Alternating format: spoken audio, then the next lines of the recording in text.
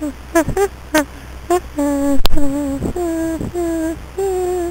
are you looking at, monkey? Spelling like monkey.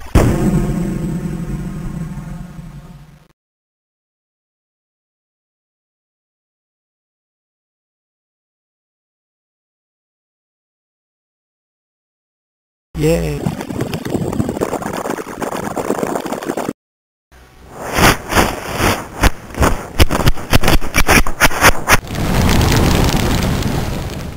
The Glorious Revolution.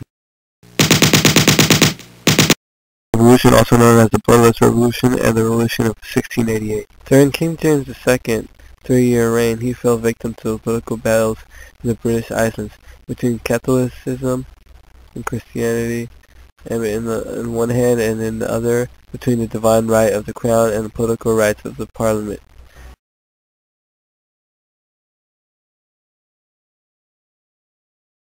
Parliament, a council of state in early medieval England.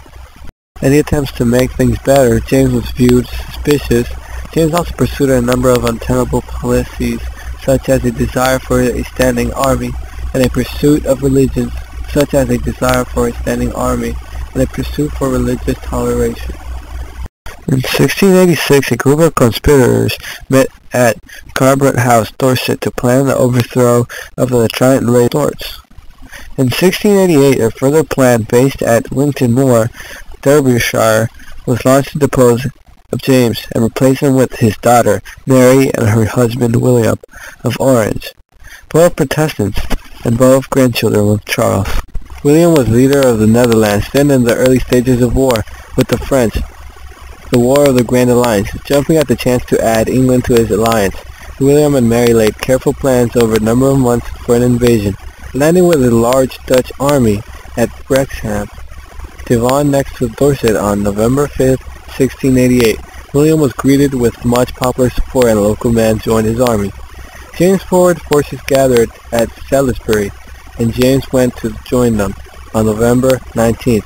It rapidly became apparent that the troops were not eager to fight, and the loyalties of many of James' commanders were doubtful. A skirmish at Wincanton, Somerset, around this time saw the first bloodshed, with Royalist troops defeating a small party of scouts, and then retreating, with total body count on both sides with approximately 15. James was afflicted by a sudden serious nosebleed, which he took as an evil omen, that led him to decide to order a general retreat of his army.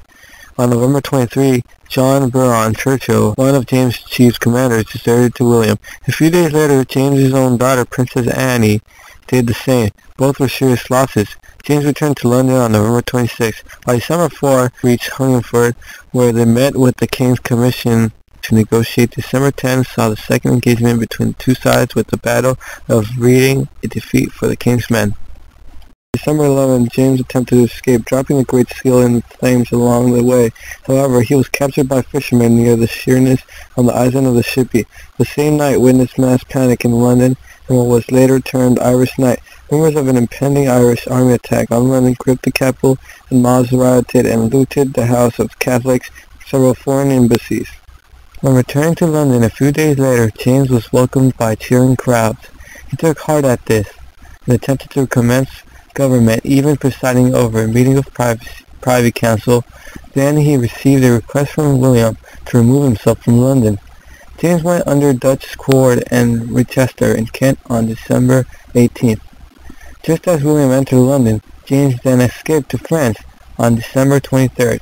The lax guard on James and the decision to allow him so near the coast indicates that William might have hoped that a successful escape would avoid the difficulty of deciding what to do with him, especially with the memory of the execution of Charles I still strong.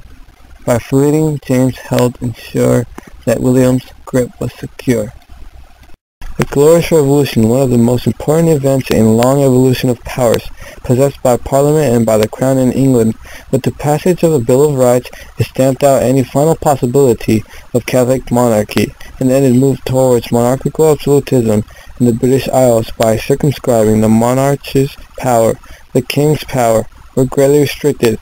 He could no longer suspend laws, levy taxes, or maintain a standing army during peacetime, with Parliament's permission. Since 1689, England and later the United Kingdom has been governed under the system of constitutional monarchy, which has been uninterpreted. Since then, Parliament has gained more and more power, and the Crown has progressively lost it.